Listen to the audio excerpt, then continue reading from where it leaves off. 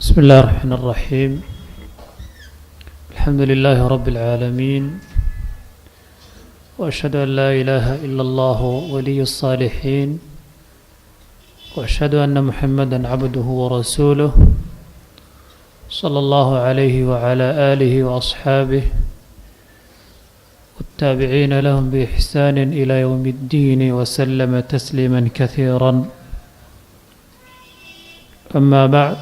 فسلام الله عليكم ورحمته وبركاته. الله سبحانه وتعالى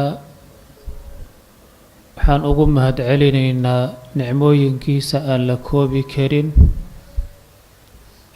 nicmooyinku waa kala qaalaysan yihiin, nicmada ugu qaalaysan waa nicmatu liimaani waalislaam, oo nabigeenu uu yidhi sala allahu calayhi wasalam, adduunyada cimriga, caafimaadka, caruurta, ceeshka waasica, allah subxaanahu wa tacaala cid uu jecel yahay iyo cid aanu jeclaynba adduunyadan waa siiyaa. walaa yucطi aliimaana ila liman yuxib, laakiin iimaanka, towxiidka, laa ilaaha illa allah, cid walba lama siiyo oo looguma deeqo ilaa ilaahay qofkuu jecel yahay mooye subxaanahu wa tacaala. in marka allah jala wacala inaga dhigay min ahli اliimaani wa min ahli اtawxiidi wa min ahli laa ilaaha ila allah waa nicmo laa tucaadiluhaa nicmatan ukhraa. allah ku mahadle subxaanahu wa tacaala. kartiteena kumaynan helin, xoolo aan bixinay kumaynan helin, xigaalnimo gaara kuma aynan helin, xoogkeena kuma aynan kasbanin, laakiin waa nicmo ilaahi jala wacalaa uu ilaahay inoogu deeqay. ilaahayna in badan inaan ugu mahad celina ay tahay. allah subxaanahu wa tacaala waxaan weydiisanaynaa salaada casar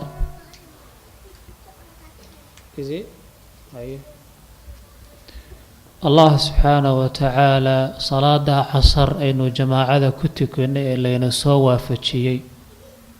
oo ah salaadaha midda ugu fadliga badan,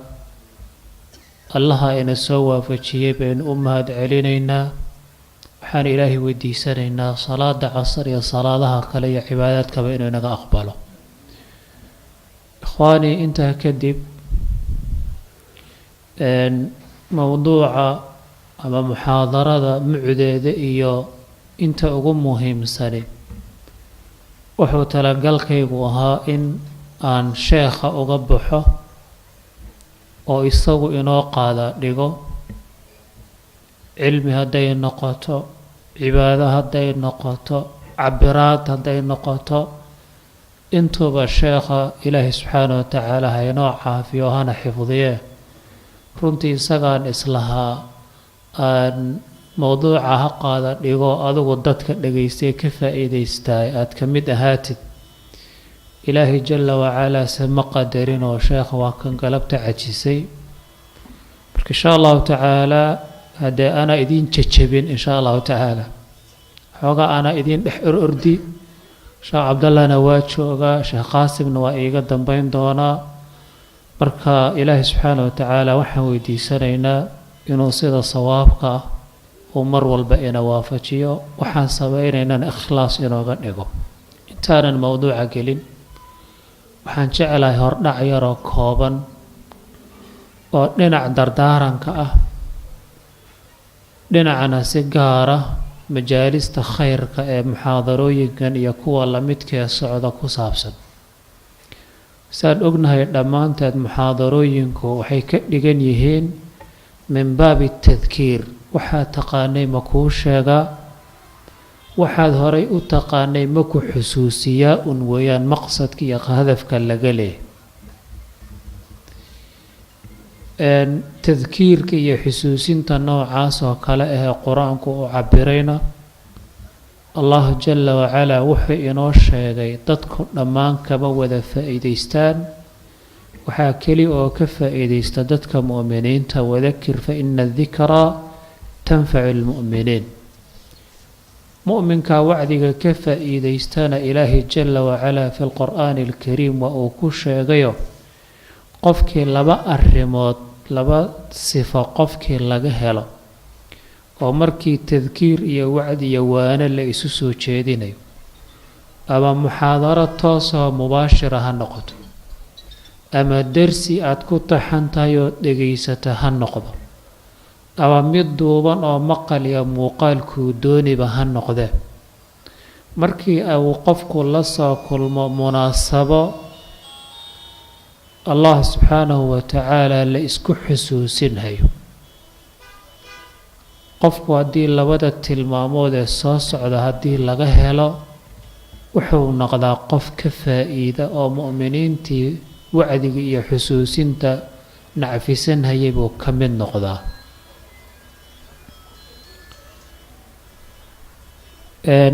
labada tilmaamood fii suurati qaaf baa ilaahay ku sheegay suuradaasaad ogtihiin nabigeena sala allahu calayhi wasalam in badan jumcooyinka ayuu mimbarkiisii sharafta lahaa ayuu ka dul aqrin jiray oo dadka lagu acdin jiray oo lagu xusuusin jiray oo sahayda usbuuca ay ku meelmari jireen oo usbuuca kale ku gaadhi jireen looga dhigi jiray ilaa saxaabada qaar ay leeyihiin suuradaasu waxaanu ka xifdinay mimbarka nabiga sala allahu calayhi wasalam in badan uu ka akhrin jiray awgeed suuraddaas markaad dib u fiiriso macaanida ay soo bandhigayso iyo xaqaa'iqda bani aadamku uu ama iska indhatiro ama uu ismoogaysiiye ee ay suuraddu taabanaysa markaad u fiirsato waa suurad mudan qofka inay u noqoto wax maalin walba wardi joogtuhu isku wacdiyo ilaahay wuxuu ka warramay jalla wacalaa qur-aanka laga warramay makhluuqaadka laga soo warramay waxaa loo soo gogol dhiganhayay bani aadamkaa loo soo gogol dhiganhayay kadibna bani aadamkiibaa laga hadlay inta uu nool yahay waxa uu sameeyey iyo malaa'igta ku xeeran ayaa laga sheekeeyey masiirka iyo meesha uu ku dambayn doono geerida laga bilaabo ilaa gebagabada aakharo kadib ilaahay wuxuu ka sheekeeyey jahannabo oo muuqaal aada iyo aada u cabsi badan laga bixiyey yowma naquulu lijahannama hal imtala'ti wataquulu hal min masiid waa maalinta qiyaamo ilaahay intuu jahannamo la hadlo la weydiinayay jahannama ma buuxsantay in kugu filan ma heshay ay ku jawaabaysa maya weli waxbaa ii dhimane cid aan burburiyo oon baabi'iyo oo kale oon ka aarsada maanta ilaahayow maadaamay ku caasiyeen ma jirta dhinaca kalena qur-aanku tarkiib iyo tarhiib waa kan isu barbar socda waxaa laga sheekayay iyadana jannadii meesha aan usoo socda waxaa weeye wacdigaas jannada iyo naarta la isku wacdinayo ee aakhare la isxusuusinayo oo waxa ugu weynee qof lagu baraarujiyo ah ilaahay subxaanahu wa tacaala wuxuu ku soo khatimay ina fii dalika ladikraa liman kaana lahu qalbun aw alqa asamca wahuwa shahiid arrintaa waxay waano u noqotaa waxaa nacfisto oo ay wax tartaa xusuusintu ilaahay uga jeeday waxay anfacdaayay uxu faa'iidaysaa qofka qalbi xaadira iyo maqal furan qofka labadaa laga helo qalbi xaadirahoo jooga oo u diyaarsan wacdiga iyo waxsheeg iyo xusuusinta inuu guddoomo qalbigu hadduu diyaar noqdana waan u tegi doonaayo muxaadaradeennaaba la xidhiidhe qalbigu hadduu diyaar garoobo waa xubinta jidhka intooda kaloo dhan intiisa kaloo dhan xukunta wey hadduu qalbigu diyaar noqdo maqalkaa diyaar noqon oo araggaa diyaar noqon oo xubnaha intooda kale oo dhan baa diyaar garoobay waxaan codsan lahaa koortaa xoogaa aada bay usoo noqnoqotay marka haddii koortaa xal loo heli karo way fiicnaan lahay koorta waxaan u jeedana kolley waad garanaysaan odayaal soomaali baatiin kulligiin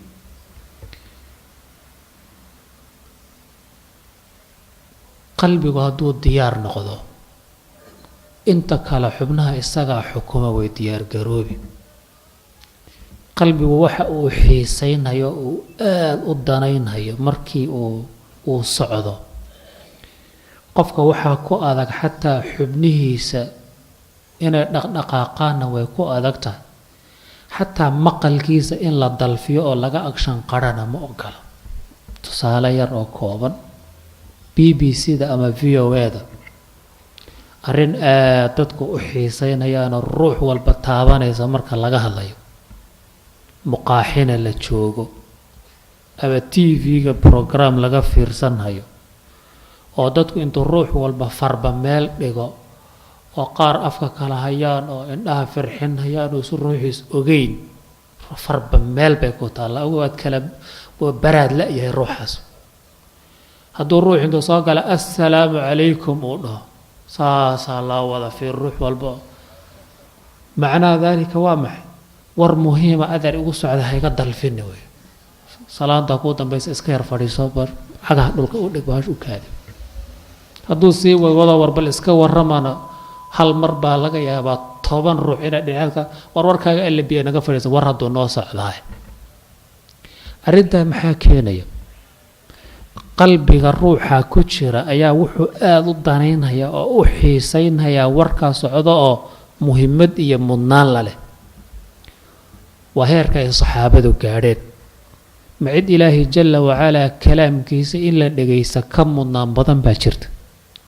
ومن أصدق من الله حديثا ومن أصدق من الله قيلا أفمن هذا الحديث تعجبون وتضحكون ولا تبكون وأنتم سامدون وحكم مهمسا قرآن قف مؤمن وحي اللوشي إلى قرآن كم مهمسا حوية قرآن مركا وحالا إنا بريا تدك مؤمنين انت وعدك نعفستاي وددك لبدا تلمامون لغا هلا قلبي قوض واتشوغا وحاضر maqalkooduna waa furan yahay labadaa marka ay isbiirsadaan laanno qolof jooga oo qalbigiisi uu maqan yahay ruuxu physically qolof ahaan halkan wuu fadhiyaa laakiin qalbigiisi xaggaa sii maraya ya imise waxoo kale ku jira hataa haddaad saa ku tiraado waxaa laga yaabaa adigu kusoo dhowraya laakiin kuma arko ya soomaalidan arag saas oo kale wuu ku soo dhowraya ruuxu indhihiisi waa shan wuu firxinaya gabanna mahay xagee jira ruuxan ya meeshii waxaan la socon lahayd xarakaadka oo tawjiihinaysa way maqantaa way dhooftay meel ilaahay uga sii maraysaa waxa marka ay saxaabadu ku guuleysteen baa waxay ahayd quraanka ilaahay subxaanahu wa tacaala ayaa qalbigooda ku weynaa maqalkiisay u xiisaysnaayeen hadduuba nabigu afka kala qaada calayhi الصلاة والسلام sida cabdullaahi ibnu cabaas uu leeyahay waqtiyada ka mid ah waxaana soo martay buu iska daa nabiga sala allahu calayh wasalam qof hadduu yidhaahdo qaala rasuulullaahi hadduu yidhaahdo ibtadarathu absaaruna indhaha annagu waa u kala tartami jireen war qofka xadiidka sheegaya itusa war itusa maqalka annaguna waa diyaarsanaan jiray waa meesha ay marka ku gaadheen wacdi yar markii loo sheego in yaroo diin ah in ilaahay ku anfaco noloshooda oo dhaniba ay isbedesho innaguna intaas oo wadaad baa la inoo soo kirayn oo la inoo soo saari diyaarado culimadii joogtayna ku sii dar tiifiyadii u gee wixii wax sheegi jiray oo dhan soo xaadiri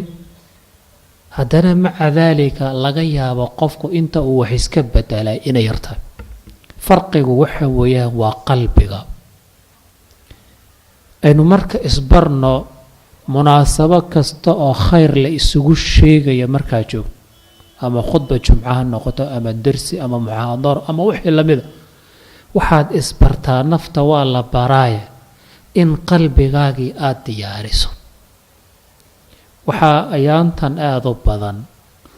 waxyaabo kale oo qofka tashwiishinaya oo inuu wax focus gareeyo oo wixii tarkiisiyo garab marinayo waxaa kow ka ah ninka cajaa'ibta badan ninkaas ma aragtaan cajaa'ibta badan dadkii qalbigoodii wuu qaatay imaa waa mid ka dhur sugayo goormuu soo dhici doonaa dhalowdiisa sugayo ama mid kale oo maxaanku dhahay social mediaha ku jiro oo fariimo talow ma soo dhaceen oo wax bigbiglayn ma jiraayo maanta dhan halkaasuu ruuxu ku xidhaya halkaasuu ka warhaya caafimaad ahaan baa xataa hadda lagu taliyaa inaad isbari karto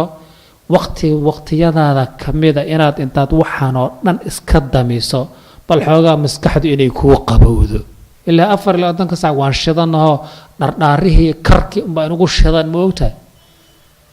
waxa hadda xanuunada maskaxda xataa u bateen maskaxdan way karkartay way keedidanta waa la rafaadiyay marka waxaan u jeedaa aynu isbarno in xataa telefoonada aan xal u heli karo daqaa'iqda yare xataa salaada aan ku jiro nimankan walaalaheena eeshiyaanka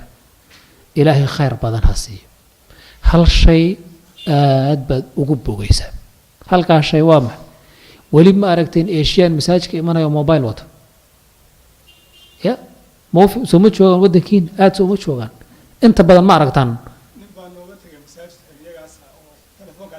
axsan jazaak allah ha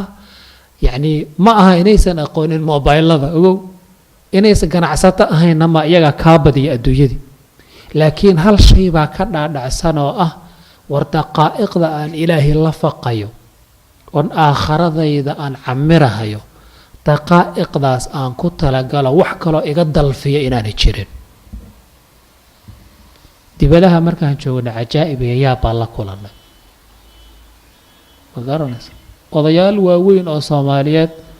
oo smartphone intii loo dhiibay xataa markuu soo dhaco si ay u xaliyaan aan garanayn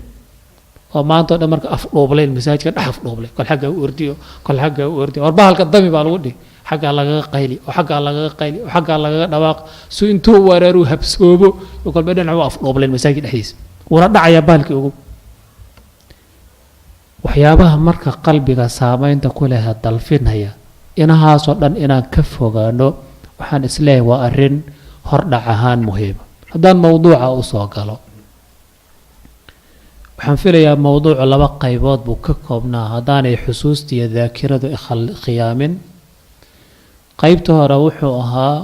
ahmiyadda qalbigu uu leeyahay iyo hal tusaale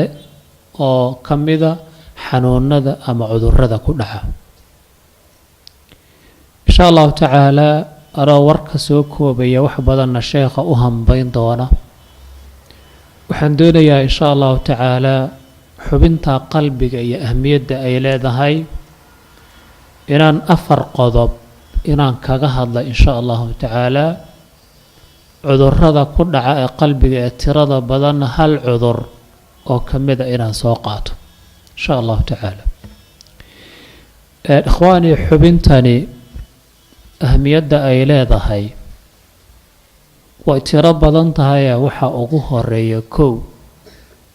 حبنتان وماشا بني آدم كان لغا حكومة لغا مامور وملك الأعضاء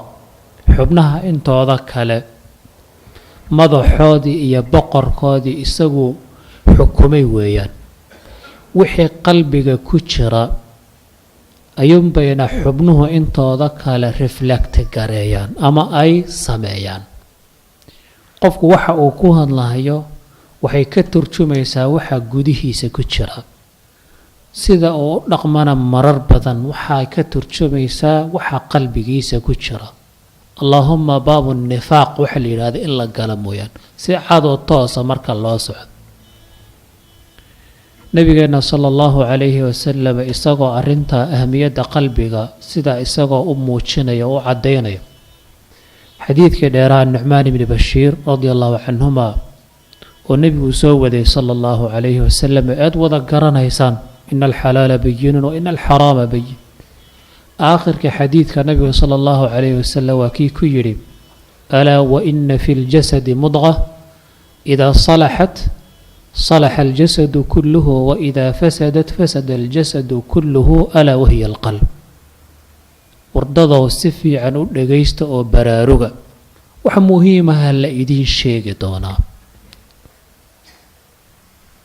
أدوات التنبيه oo hadalka lagu furfurto waxay ka mid tahay qaababka ama wasaa'isha loo isticmaalo ee ugu naajixsan waxbaridda iyo gudbinta macluumaadka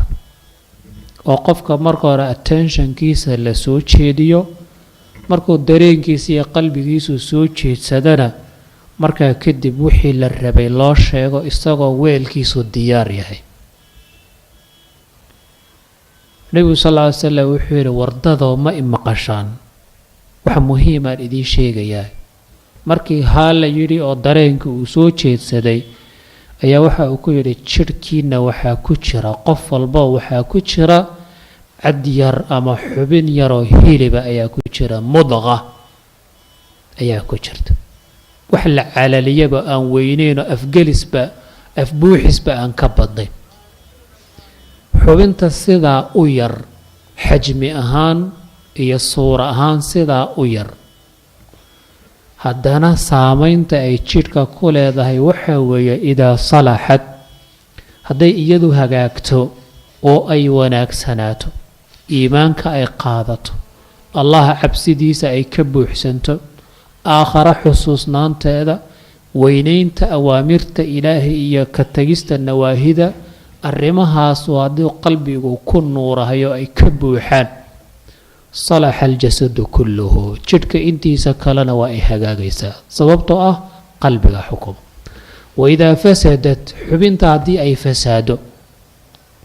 oo laga wada haday cudurraha iyo jirooyinka tirada badan ee nusuustu sheegtay hadii ay ku dhacaan oo marka ay fasaadku ka gala xagga iraadada iyo doonista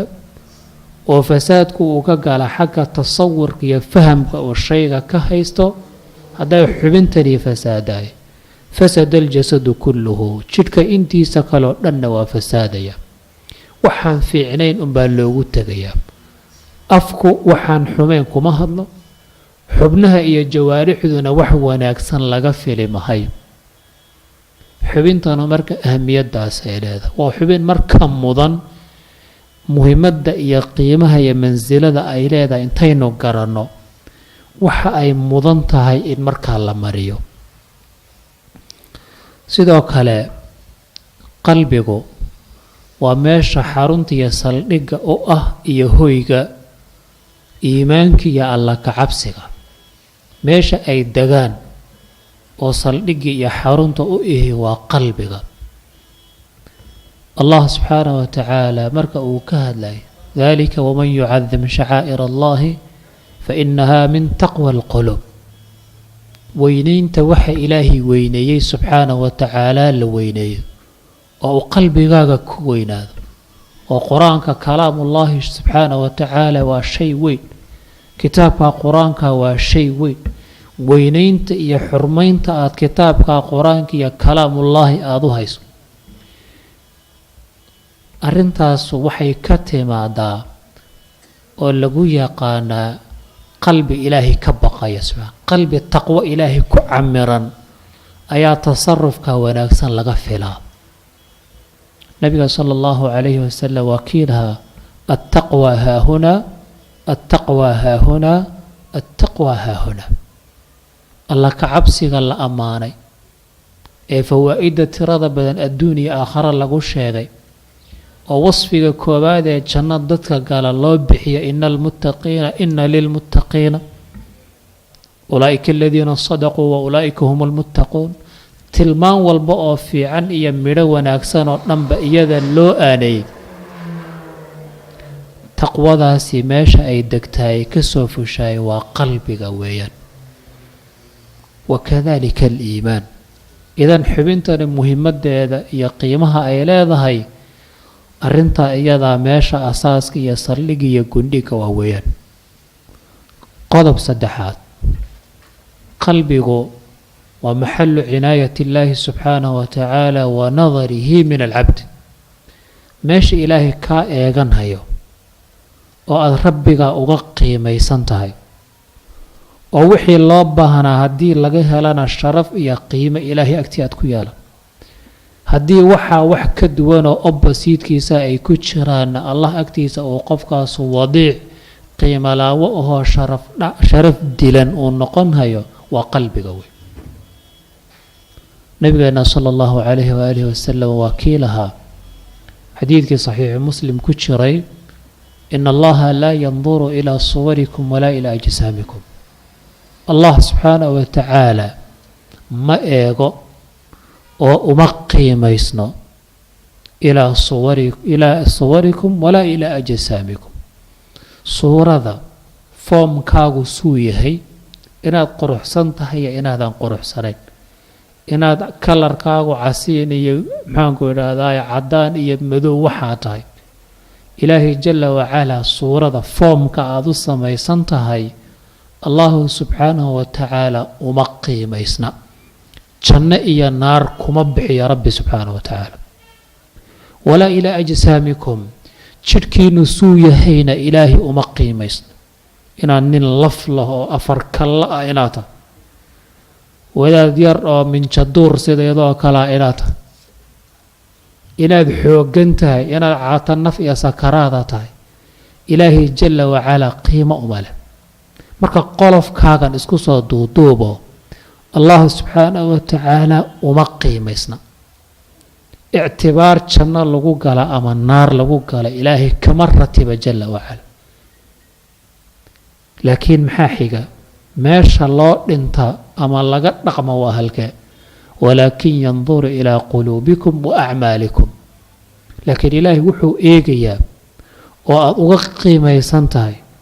oo ama agtiisa aada acla alcilliyiin ku tegi ama asfala saafiliin aada ku mudan waa qalbigaaga waxa ku jira iyo xubnaha uu qalbigu xukumo natiijada ka dhalata iyo waxa ay camalka ay sameeyaan. idan xubintu ahmiyadaasay leedahay. allah subxaanahu wa tacaala meesha uu kaa eeganayo ee aada uga qiimaysan tahay waa halka iyada. halka hadday camiran tahay oo aliimaanu billaahi subxaanahu wa tacaala ay ku camiran tahay, ilaahay xubbigiisa iyo jacaylkiisa ay ku camiran tahay, xubbiga iyo jacaylka nebi maxamed sala allahu calayh wasalam ay ku camiran tahay, xub alqur'aan ay ku camiran tahay, xub alkhayri aad ku camiran tahay, muslimiinta inaad khayr la jecesha, meel nuuraysa hadday tahayna qolofkaagu dhib ma laha, saa dooniba ahaw. mujtamaca dhexdiisa qof waxaystiya faqiir waxaa dooni ku ahaw, ilaahay agtiisa qof darajo iyo sharaf kale waato. idan waa meel mudan in iyada ihtimaamka la siiyo. waxaa inaga inugu badan ee qolofka koreynu ku dadaalaa haddaan bani aadamna, muuqaalkaynaynu aada ugu mashquullaa. madacii jaristiisii iyo si fiican loo habeeyo, hadday ciro ruuxii soo yaraa taabatayna maalmahan dambe xoogaa ciradii lafteeda farsamo adag baaba u soo baxday. haddii dry skin hadduu jiro konton nooc oo kala duwan oo maxaanku idhaahdaa karaamyo iyo shaambooyin iyo hebelow iyo kulli wada naqaan. wax yar iligu hadduu ku xanuuno markaaba dantiistahaad ku ordi oo iga tuuro ii rakibo ii xoqo 100 shay baad akhrinaysaa. indhihii maantao dhan waad ka daba meelaysana marka dambe quruuradahaasa lagu qori oo waka. yacni qolofka waynu ku dadaalaa. mana aha qolofkani in lagu dadaala dhib ma laho, ma aha wax dhib lahoo la diidan yahay. laakiin wixii ka mudnaa in laga warhayo oo siduu waagu ugu baryay iyo siduu gobolku ugu dhacay in la ogaado qalbiga ahaa, xubintaasaa dayacan. markaad soo toosta waad isfiirisaa, muraayadaad isku fiirisaa inuu wax ka khaldan yahay. qalbigaaga ma fiirisay? qalbigaaga ma jeegaraysay? maxaa iga khaldan ma isweydiisay? maalin walba haddaad xanuun dareentahay diagnose baa lagugu sameeyaa, dhiigaad baa lagaa qaadaa, cudurraha lagaa baadhaa. war qalbigaaga ma baadho ma iska fiirisay?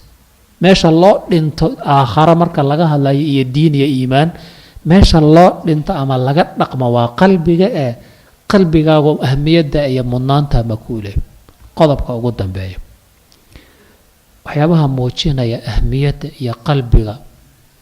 nabigeena sala allahu calayhi wasalam aayaadka qur-aanka iyo axaadiidta isagay ku soo degtay. aayaadka iyo axaadiidta ku soo degay isagoo qalbigiisu uu ahaa qalbiga ugu wanaagsan quluubta oo xataa ilaahay jalla wacala intuu jibriil u soo diray isagoo yar oo la qalay wax allaala waxa uu shaytaan uu maxaanku idhaahdaaye waswaasiyo ama mashquuliyo ama katabaanada oo qalbiga dharka ka sursudhay iyo alaabtiisa oo dhan laga nadiifiyay calayhi salaatu wassalaam haddana maca daalika ahmiyadda uu qalbigu uu leeyahay si uu u muujiyo ayaa nabiga ducooyinkiisa sala allahu calayhi wasalam waxa ugu badnaa uu ilaahay weydiisan jiray jalla wacala sida fii saxiixi muslim iyo musnadi axmed iyo tirmidiba ku sugan inuu nabigu odhan jiray sala alla alay slam allahuma yaa musarifa alquluubi sarif qalbi calaa taacatik lafdigii kale allahuma yaa muqaliba alquluubi thabbit qalbii calaa taacatik ilaahayow adigaa awoodda iska leh qalbiga gedgedida oo marba suu doono uu ka dhigo qalbigu markaad istaabato hadda qalbiga normalka averageka caadiga caafimaad ahaan imisow garaaca imisa saacaddii imisa jeer ya saacaddii imisa jeer baa la doonayaa inuu garaaco ya inta xataa dhakhaatiirtu inoo sheegi jirtay meen ilownay tii kale hadda inoo dambaysaba yacni qalbigu inta hadda markaa taabatay inta uu boodboodahayo soo xawliya sbiid ma ah soo isuma dhadhowo sidaa uu u boodboodahayo dareen ahaana isu badbedelaa wax kalena qalbi looguma magacaabin ilaa min kahrati taqallubihi isbedbedelkiisa badan waxaa laga yaabaa intaa sakanada hadda aad fadhido mar iimaanka waa sida wayfiska oo kale sida mawjadaha oo kale mar iimaankaagu inuu cirka gaadho oo maxaanku dhaha asmaal cajaa'ib loodan sawiran karin uu gaadho haddana isla daqiiqada kadib garaafkii saasu nabigu marka wuxuu leeyahay ilaahay weydiisanaya sala allah alay wasalam ilaahay oo qalbigayga wuu isbedbedelaa qalbiguya marna yaanu qalbigaygu xaqa ka dhex bixin fikirkayga waxa igu soo dhacahaya waxa aan doonayo iraadadayda iyo tasawurkayga iyo qasdigayga iyo waxoo dhanba taxarukaygaba ilaahayow xaqa aan ku dhex sugnaado yuusan xadhkaha ila goosana qalbigan boodboodahaya intaas waxaan kaga gaabsanaynaa ama aan kusoo afmeeraynaa inaan wax ka tilmaano nusuusta muujinaysa xubinta ahmiyadda ay leedahay xubintaa marka sida jidhka bani aadamku uu u xanuunsado ayay nafta iyo qalbigubana u xanuunsadaanay cudurro ugu dhacaan cudurrada jidhka ku dhaca siday u kala halis iyo khatar badan yihiin ayay sidoo kalena u kala khatar badan yihiin cudurrada qalbiga ku dhaca waana cudurro aada u tiro badan wey qur-aanka kariimka ilaahay jalla wacalaa ku sheegay iyo sunnada nebiga calayhi salaatu wassalaam hal cudur baan ka soo qaadanayaa oo aan insha allahu tacaala rajayn inaanan isagana ku dheeraanin cudurkaasi waxaa la yidhaahdaa marad alqaswa qaswat alqalbi baa la yidhaahdaa cudurkaasu waa cudur ka mida cudurrada aadka qur-aanka loogu sheegay qur-aanka kariimka waa cudur ummadihii inaga horeeyey lagu dhaleeceeyey oo ilaahay jalla wacalaa ku caayay oo uu wax kaga sheegay waa cudur sababay in fusuuq ay ku dhacaan oo manhajka iyo dariiqi ilaahay inay ka baydhaan oo ka leexdaan diintii loo soo dejiyeyna ay baalmaraan allah subxaanahu wa tacaala reer bani israa'iil oo ambiyadii ugu badnayd ee taariikhda adduunka soo marta iyagu ka dhasheen oo markuu nebi meesha uu ka baxo oo dhintaba nebi kale loogu bedelay allah subxaanahu wa tacaala markuu ka hadlayay wuxuu yidhi huma qasad quluubukum min bacdi dalika fahiya kalxijaarati aw ashaddu qaswa quluubtiinu way ingegtay way qallashay qaswada waxaa laga wadaa sida ibnulmanduur kitaabkiisa luqadda ee lisaanulcarabka la yidhaah wuxuu yidhi waa inay qofka ay ka tagto jilaycii iyo naxariistii iyo khushuucdii inay ka tagtaa la yidhaahdaa qaswada intaasoo tilmaamood saddexda liinka iyo raxmadda iyo khushuucdubana waa saddex calaamadood oo ka mida calaamadaha qalbiga caafimaadka qaba ee fayow lagu garto saddexdaasaa qofkan ka guuraya wuxuu marka imanayaa heer dhagax taabasho iyo tuujin waa isugu mid la dhihi jiray wacdi haddii loo sheego 1000 aayadoodii ma dhaqaajiyaan haddii naarta ilaahi iyo jahannamo looga waramana qofkaas qalbigiisu ma dhaqaaqo oo dareen cabsi ma gasho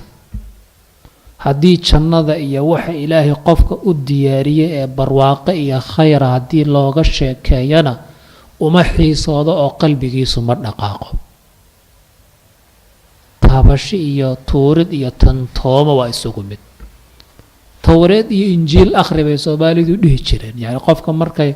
qoos ka muujinayaan towreed iyo injiil haddii lagu akhriyo qur-aankana kusii darada qur-aankaaba kasii cajaa'ib badan qofkaasu marka qof wacdigu dhaqaajiya ma aha qof waciidku dhaqaajiya ma aha markii naarta laga sheekeynayo bilowga hore marka laga sheekeynayo iyo marka la dhameeyo waa isku mid waxba iskama bedel halkiisii buu taagay waa cudur dilaa ah oo cuduradii ummadihii hore diinta ka saaray ee aakhira seejiyay ilaahi jalla wa ala waa sii wada wuxuu yiri xataa dhagaxaanta hadda Soomayna la dhagax taabasho iyo tuujin dhagaxii dulmi baynu ka galayba dhagaxaaba dhaama sababtoo wa inna min al-hijarati lama yatafajjaru minhu al-anhar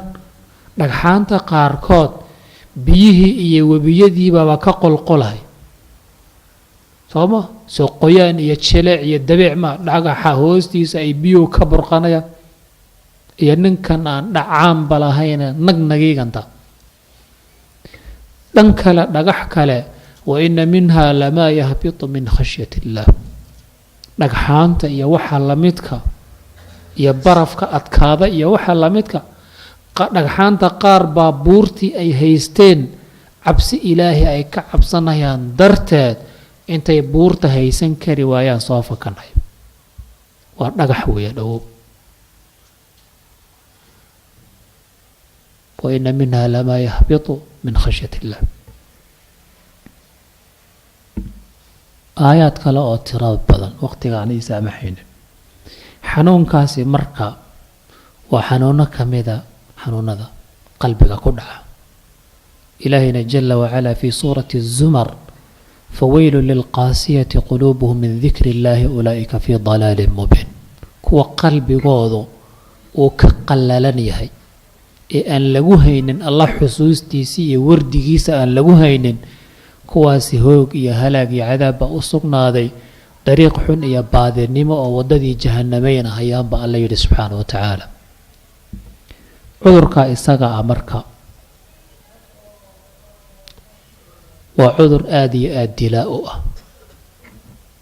نبينا صلى الله عليه وسلم حديث بعض أهل العلم أي تحسينها يا وحا أوليه الله جل وعلا قلوبت أغفق عن شهبة الحق إلهي وربي آدك أغفق وحا أغدرا قلب القاسي قلبك قلالا وعدك آنو قلينين وعيدكنا آنو قلينين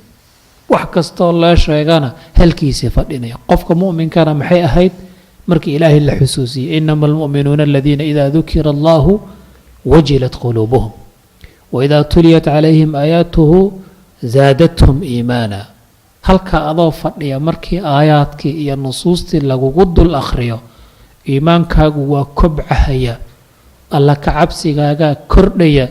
هذا الك إلهي سامين بوكوغو يالان هيا hadduusan saamayn kugu yeelanin cid ilaahi ka weyn oo qof qalbigiisa lagu cabsiyo horta ma jirto allah subxaanahu wa tacaala cadamadiisa iyo weynankiisa marka laga sheekeeyo haddaad dhaqaaqi weydo